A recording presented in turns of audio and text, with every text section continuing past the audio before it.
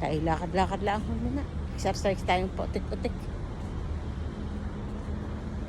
Tayo ay naghihintay sa sundo. Pero matatagalan. Baka tayo may isang oras dito maghihintay. Hindi tayo maglalakad-lakad na muna. Wala naman sasakyan. Kailangan pagtawid natin eksakto may dumaan sa sasakyan, tayo mabundok. Buti kung pilay laak.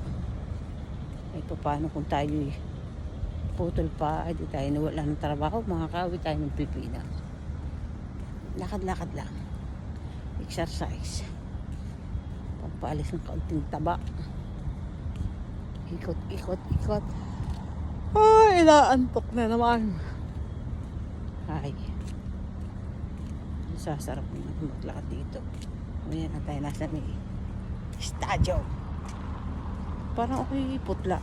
Baka puwet na ako. Maaari nga.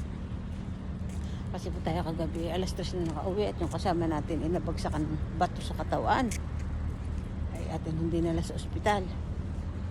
Ay alas 3 na kagabi kami natapos. Pina-CT scan at pina-x-ray. Ay nakoy nakakatulog ay 3:30. Gising alas 7 eh. Pati nakilog. So ayan na, tayo mag-iikot-ikot lang ng kaunti.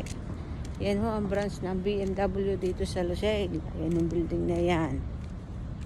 Kasi po ay tayo ay ang ating mga maneho ay mga busy. Walang sumundo sa atin ngayon. Ay yung isa maghahatid pa ng papuntang Old Airport. Kaya di tayo ay magagala ng mga wala, antay na lang natin tawagan tayo. Ayan. Wow! Tingin ko tayo. Wow! Stadium. Lucelle Stadium. Wow! Hello, manonood. Ay, say hi, babay na muna.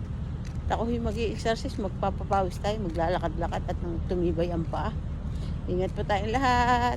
God bless!